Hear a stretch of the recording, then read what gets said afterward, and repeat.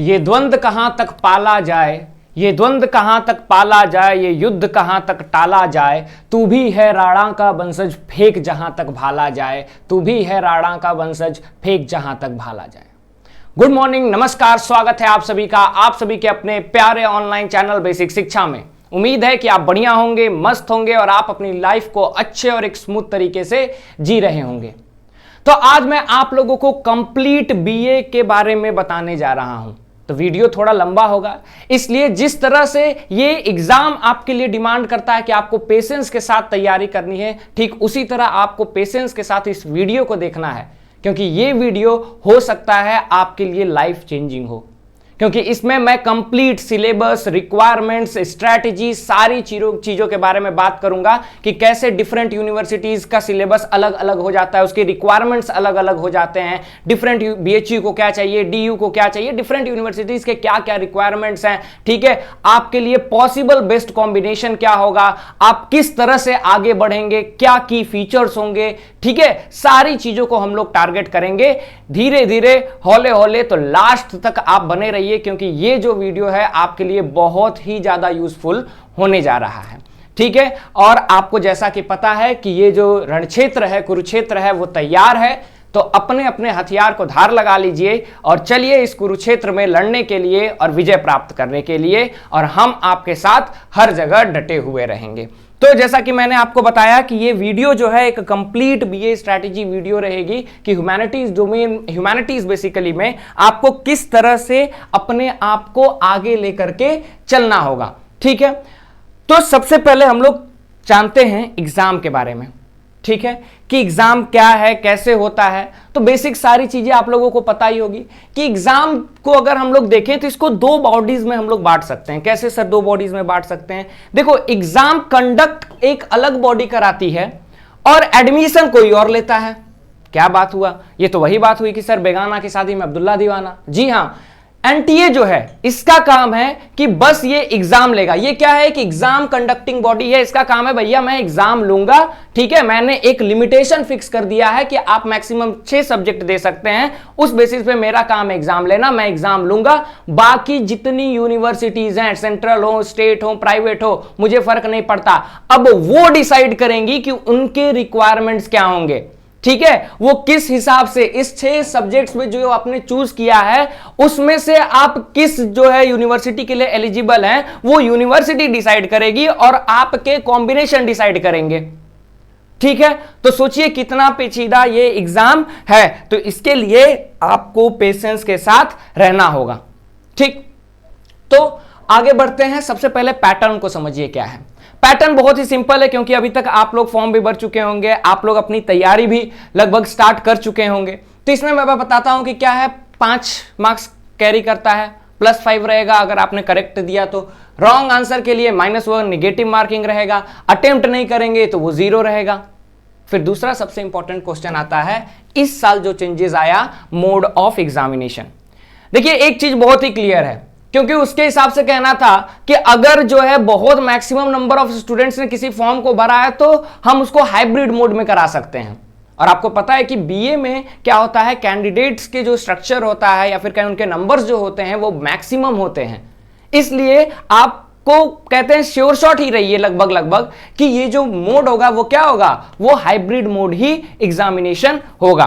बाकी आपको एनटीए साहब पे भरोसा नहीं करना चाहिए, ठीक है। तो उनके हिसाब से आप चलिए, वो जो भी इंफॉर्मेशन देंगे आपको उस हिसाब से चलना होगा, ठीक। बाकी ये सारी चीजें आपको पता होंगी। सिलेबस एंड रिक्वायरमेंट, ठीक है। तो थोड़ी देर अपने आप को एकदम शांति से बैठा लीजिए, क्योंकि अब हम लोग जो क्या करने जा रहे हैं, मोस्ट इंपॉर्टेंट पार्ट को डील करने जा रहे हैं, ठीक है। सिलेबस और रिक्वायरमेंट, ठीक। एनटीए ने क्या किया है, एनटीए ने आपको 3 सेक्शंस दिए हैं, ठीक है। एक सेक्शंस में वो लैंग्वेज रखता है, ठीक है। दूसरे सेक्शंस में वो डोमेन को रखता है। तीसरे सेक्शन में वो जनरल टेस्ट को रखता है।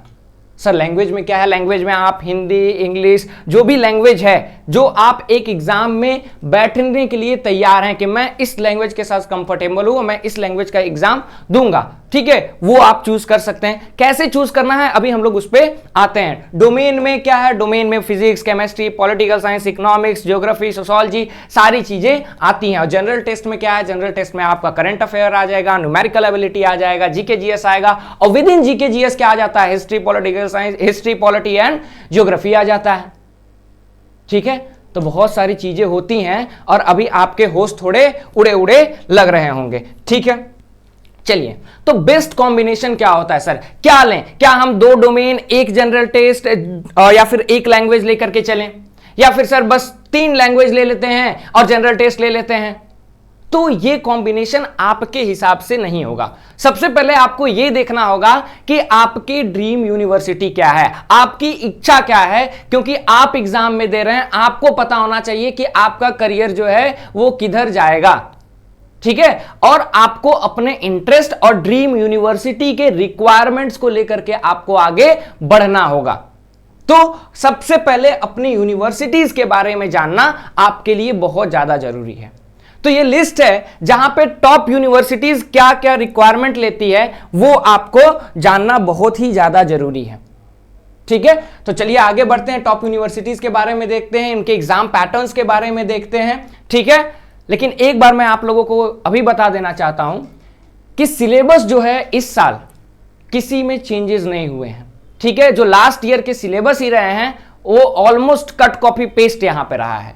ठीक है, तो सिलेबस से लेकर के आपको कोई भी डाउट नहीं होना चाहिए। और सिलेबस कहां मिलेगा, सिलेबस जो है आपके एनटीए के साइट पे, सीयूईटी एनटीए यूजी पे मिल जाएगा, आप वहां से चेक कर सकते हैं। अदरवाइज मैं आपको लास्ट में दिखा भी दूंगा और डिस्क्रिप्शन में सिलेबस के लिंक को मैं पेस्ट भी करा दूंगा। ठीक है, तो चलिए सबसे पहले चलते हैं बनारस हिंदू यूनिवर्सिटी। ठीक है, बीएचयू क्या कहता है, बीएचयू कहता है कि एनटीए साहब आप एग्जाम लीजिए, लेकिन अगर मेरे यहां किसी बच्चे को आर्ट्स में या फिर सोशल साइंसेज में, ठीक है, सोशल साइंसेज में एडमिशन लेना है तो मेरे कुछ रिक्वायरमेंट्स हैं। अब सबसे बड़ी दिक्कत की बात यह है कि आर्ट्स और सोशल साइंस को इसने बांटा क्यों है। बेसिकली सोशल साइंसेज में कौन कौन से सब्जेक्ट आते हैं, सोशल साइंसेज में अगर आपको करना है political science honours, geography honours, history, political science, geography, economics, sociology, ये सारे सब्जेक्ट्स आते हैं, साइकोलॉजी। और आर्ट्स में मेनली लैंग्वेज के सब्जेक्ट्स रहते हैं, बट उसमें भी आपके क्या है, उसमें भी आपके ईएमएस का कॉम्बिनेशन आ जाता है, उसमें भी आपका जो है पॉलिटिकल साइंस किसी कॉम्बिनेशन में रहता है, लेकिन मैक्सिमम लैंग्वेज कैरी करता है। तो बीएचयू का कहना है कि अगर आपको मेरे यहां एडमिशन चाहिए तो आपको क्या करना होगा, आपको कोई एक लैंग्वेज लेना होगा, प्लस उसके साथ क्या करना होगा, एक लैंग्वेज लीजिए और जीटी का एग्जाम दे दीजिए। ठीक है, एक लैंग्वेज लीजिए, एक जीटी का एग्जाम दे दीजिए, और कटअप मैं रिलीज करूंगा। अगर उस कटअप में के विदिन आप फॉल करते हैं तो आप खुशी खुशी आइए, एडमिशन ले लीजिए। उसके बाद प्रेफरेंस के हिसाब से, आपके नंबर के हिसाब से मैं देखूंगा और मैं आपको क्या करूंगा, एक लिस्ट प्रोवाइड करूंगा, उस लिस्ट से आपको मैं ऑनर सब्जेक्ट दूंगा। ठीक है, तो आपको अगर बीएचयू में एडमिशन लेना होगा तो बीएचयू के लिए आपको क्या चाहिए, लैंग्वेज प्लस जीटी चाहिए। ठीक, आगे बढ़ते हैं। डीयू, डीयू कहता है कि हम थोड़ा डिफरेंट चलेंगे। ठीक है, वो कहता है कि मैं आपको 12th बोर्ड के सब्जेक्ट को देखूंगा। ठीक है, वो सिंपल कहता है कि what you have taken in standard 12th मैं उसको देखूंगा। मान लीजिए मैं एक पीसीएम का स्टूडेंट हूं। ठीक है, क्या मैं एक पीसीएम का स्टूडेंट हूं, physics chemistry math, physics chemistry biology, किसी का भी एक स्टूडेंट हूं, साइंस बैकग्राउंड से हूं। मुझे करना क्या है, मुझे करना है बीए। तो डीयू अपना जो है कि क्राइटेरिया रख देता है। डीयू कहता है कि देखो भैया, मैं एक लैंग्वेज तो लूंगा। ठीक है, एक लैंग्वेज आपको देना होगा, जो लैंग्वेज आपको देना है आप दीजिए। ठीक है, उसके साथ आपने जो स्टैंडर्ड 10th 12th में पढ़ा है, आपको क्या करना होगा, उसके 3 डोमेन को आपको लेने होंगे। ठीक है, मतलब सेक्शन 1 से आपको 1 सब्जेक्ट उठाना है और सेक्शन 3 से आपको क्या करना है, 3 सब्जेक्ट उठाने हैं। ठीक, तो 1 और 3 से क्या करना है, आपका ये कॉम्बिनेशन बन गया। बीएचयू क्या कह रहा था, बीएचयू कह रहा था लैंग्वेज लेंगे और हम जीटी लेंगे, डोमेन से उसको मतलब ही नहीं। डीयू कहता है नहीं, लैंग्वेज लेंगे और 3 डोमेन लेना है। अब मान लीजिए मैं आर्ट्स बैकग्राउंड से हूं तो मुझे क्या देना होगा, एक लैंग्वेज का टेस्ट देना होगा प्लस 3 डोमेन का टेस्ट देना होगा। ठीक है, तो खिचड़ी पकनी स्टार्ट हो चुकी है। ठीक, इसीलिए मैं कह रहा हूं लास्ट तक रहिए, बेस्ट कॉम्बिनेशन, पॉसिबल कॉम्बिनेशन भी मैं आपको बताऊंगा कि कैसे एक कॉम्बिनेशन लो और उससे सारे यूनिवर्सिटी को, मैक्सिमम यूनिवर्सिटी को टारगेट कर सकते हो। ठीक है, अब यूनिवर्सिटी ऑफ इलाहाबाद क्या कहता है? यूनिवर्सिटी ऑफ इलाहाबाद कहता है मैं भूल गया कि आप किस बोर्ड से हो, आपने क्या 12th में पढ़ा है, मुझे उससे खास मकसद नहीं है या फिर खास फर्क नहीं पड़ रहा है। ठीक है, अच्छी बात है। तो ये क्या कहता है? वो कहता है देखो भैया, बीएचयू को चाहिए लैंग्वेज जीटी, ठीक है, डीयू को क्या चाहिए? Language domain. मुझे क्या चाहिए? मुझे जो है लैंग्वेज भी चाहिए, ठीक है, उसके बाद 2 डोमेन भी चाहिए, प्लस जीटी भी चाहिए। क्या मतलब है सर? कहता है कि एक लैंग्वेज दे दीजिए आप, उसके बाद जीटी का भी टेस्ट आपको देना है, उसके बाद आपको कोई भी 2 डोमेन क्या करने होंगे? चूज करने होंगे हमारे प्रोवाइडेड लिस्ट के साथ। ठीक है, क्या करना होगा? एक लैंग्वेज, जीटी और 2 डोमेन। ठीक है, अच्छी बात है, चलिए कोई दिक्कत नहीं। अब आते हैं Jawaharlal Nehru university, JNU. JNU में बेसिकली क्या है? जेएनयू में बेसिकली आपका लैंग्वेज से रिलेटेड होता है। वहां पे अगर आपकी इच्छा है कि मैं क्या करूं, मैं जो है पॉलिटिकल साइंस ऑनर्स करूं, तो ये आपको मास्टर्स में ऑप्शंस मिलते हैं। ठीक है, और बेसिकली आपको लैंग्वेज का ऑप्शन कहां मिलता है? लैंग्वेज का ऑप्शन बैचलर्स में मिलते हैं जेएनयू में। तो जेएनयू बेसिकली फोकस किस पे करेगा? लैंग्वेज पे करेगा। ठीक है, तो जेएनयू का क्या है? जेएनयू का बेसिकली लैंग्वेज पे फोकस रहता है। आगे बढ़ते हैं, अब आ जाता है बीबीएयू। ठीक है, बीबीएयू भी एक अच्छा यूनिवर्सिटी है। ठीक है, बाबा साहेब भीमराव अंबेडकर कहता है कि छोड़ो यार सारा लफड़ा, क्यों छोड़ो, जाओ बस जीटी का टेस्ट दे दो और मैं जीटी से ही क्या करूंगा? जीटी से ही आपका एग्जामिनेशन ले लूंगा। ठीक है, अच्छी बात है। चलो आगे बढ़ते हैं, जामिया मिलिया इस्लामिया। ठीक है, ये क्या कहता है? ये कहता है अगर आपको हिंदी ऑनर्स करना है या फिर इंग्लिश ऑनर्स करना है तो आपको क्या करना होगा? एक पर्टिकुलर लैंग्वेज के सब्जेक्ट को देना होगा। ठीक है, क्या करना होगा आपको? आपको एक पर्टिकुलर लैंग्वेज के सब्जेक्ट को देना होगा। तो देखिए डाइवर्सिटी कितना चल रही है। हम लोगों ने शुरुआत किया बीएचयू से, अब आ गए जामिया में, कहां 2 कॉम्बिनेशन, फिर 3 कॉम्बिनेशन, फिर यहां पे एक कॉम्बिनेशन पे एडमिशन हो रहा है। ठीक है, ऐसे एडमिशन हो रहा है।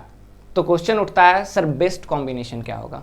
अब बेस्ट कॉम्बिनेशन आप ही डिसाइड कीजिए, मैं आपको बताता हूं बीएचयू क्या कहता है। देखो बीएचयू क्या कह रहा है, ये देखो, बीएचयू ले लेते हैं, डीयू ले लेते हैं, ठीक है, उसके बाद इलाहाबाद यूनिवर्सिटी ले लेते हैं, ठीक है, जामिया मिलिया इस्लामिया ले लेते हैं, उसके बाद बीबीएयू ले लेते हैं।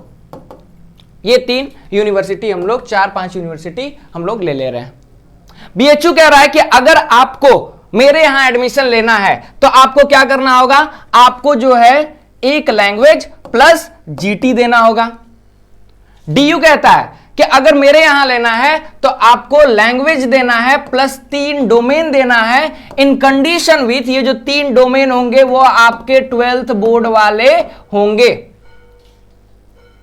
ठीक है, अच्छी बात है। अब एयू क्या कहता है? एयू कहता है मेरे यहां एडमिशन लेना है तो आपको एक लैंग्वेज देना होगा, जीटी देना होगा, प्लस हमारे प्रोवाइडेड लिस्ट से आपको 2 डोमेन देने होंगे। ठीक, जामिया मिलिया इस्लामिया क्या कहता है? कुछ नहीं, लैंग्वेज देना होगा आपको। ठीक है, उसके बाद बीबीएयू क्या कहता है? बीबीएयू कहता है कि भाई साहब आपको बस जीटी का टेस्ट देना होगा। आपके पास लिमिट क्या है? 6 सब्जेक्ट्स आप दे सकते हैं। एनटीए ने फिक्स कर दिया इस बार कि 6 सब्जेक्ट से ज्यादा आप नहीं दे सकते। ठीक है, अब सबसे बड़ी दिक्कत होगी, आपको प्रेफरेंस चूज करना होगा अपनी ड्रीम यूनिवर्सिटी को लेकर के। और मैं एक चीज आपको बहुत ही क्लियर कर दूं कि जब आप ड्रीम यूनिवर्सिटी को लेकर के प्रेफरेंस चूज करें उस वक्त आपकी मेंटालिटी बहुत ही क्लियर रहनी चाहिए कि मुझे किस यूनिवर्सिटी में जाना है। ठीक है, मान लीजिए मेरा प्रेफरेंस अगर मैं मानूं तो मैंने क्या रखा? मैंने अपने आप को बीएचयू को सबसे ऊपर रखा, उसके बाद मुझे क्या है? मुझे डीयू चाहिए, उसके बाद मुझे क्या चाहिए? उसके बाद मान लीजिए मुझे एयू चाहिए। तो ये एयू में थोड़ा क्या है? कंट्राडिक्शन है, क्योंकि डीयू कहेगा 12th बोर्ड वाला, हो सकता है मैं पीसीएम बैकग्राउंड से हूं, इसके लिस्ट में वो है ही नहीं, तब तो मैं फंस जाऊंगा।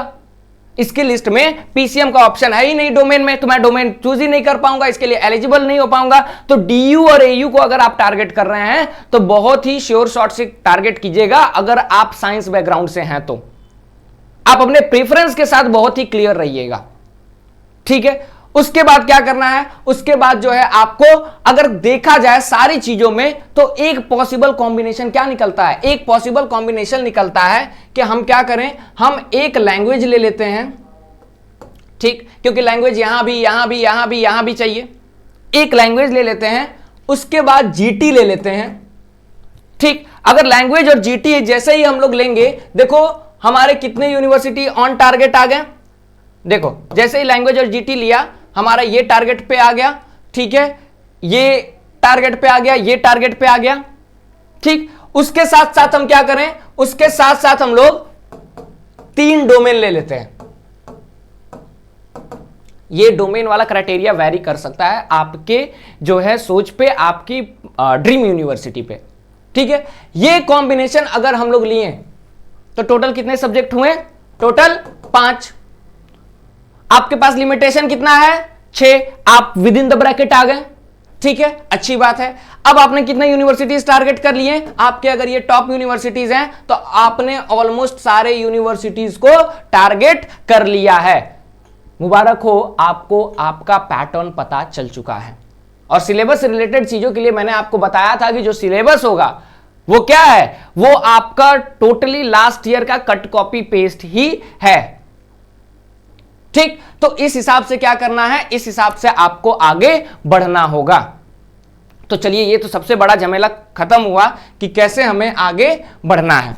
अब हम बात करते हैं स्कोप फॉर ह्यूमैनिटीज, ठीक है। बहुत ही डिबेटेबल टॉपिक रहता है कि सर स्कोप फॉर ह्यूमैनिटीज क्या है, स्कोप क्या है, हम क्या बन सकते हैं। लोग कहते हैं कि बीए आर्ट्स कर लो, बीए कर लोगे तो कुछ नहीं कर पाओगे, या फिर कुछ लोग कहते हैं कि क्योंकि हमें यूपीएससी में जाना है तो हमें बीए करना ही पड़ेगा, ठीक है। तो मैं आपको एक चीज क्लियर एंड कट बता रहा हूं, ह्यूमैनिटीज से देखो बहुत सारे स्कोप्स आते हैं।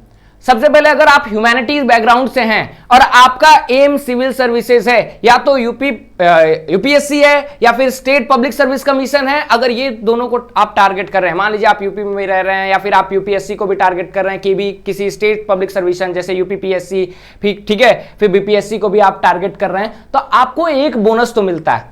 वो बोनस क्या है कि जहां पे सारे लोग अपनी तैयारी स्टार्ट करेंगे, आपको बेसिक्स पता होगी कि हमारा जो ह्यूमैनिटीज बैकग्राउंड है, हमारा उसका बेसिक्स क्या है, ठीक है। अगर आप पॉलिटी पढ़ने जा रहे हैं, कॉन्स्टिट्यूशन पढ़ने जा रहे हैं और आपका पॉलिटिकल साइंस ऑनर्स रह चुका है, तो जब आप अपनी फुल फ्लेज तैयारी स्टार्ट कीजिएगा यूपीएससी के लिए और ऑप्शनल पॉलिटिकल साइंस रखिएगा, तो आपको इतना बहुत ही अच्छे से पता होगा कि हमारा जो है पॉलिटी का जो डोमेन है उसमें जो नॉर्मल है, फाउंडेशन है, वो क्या होगा।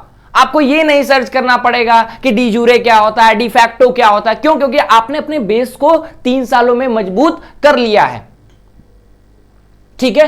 तो आपके पास सबसे पहले यूपीएससी आता है, स्टेट पब्लिक सर्विस कमीशन के ऑप्शन आ जाते हैं, ठीक है। आप जर्नलिज्म में भी जा सकते हैं, ठीक है। आप जो है पीएचडी स्कॉलर बनकर के आप क्या कर सकते हैं, आप जो है पीएचडी कर लीजिए, मास्टर्स कीजिए, पीएचडी कीजिए, उसके बाद जो है आप प्रोफेसर्स की कैटेगरी में भी आ सकते हैं।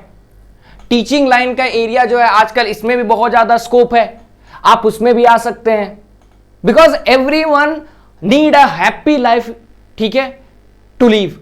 आप अगर आपको हैप्पी लाइफ जीना है तो आपको कुछ ना कुछ तो करना पड़ेगा, ठीक है। बहुत सारे स्कोप हैं।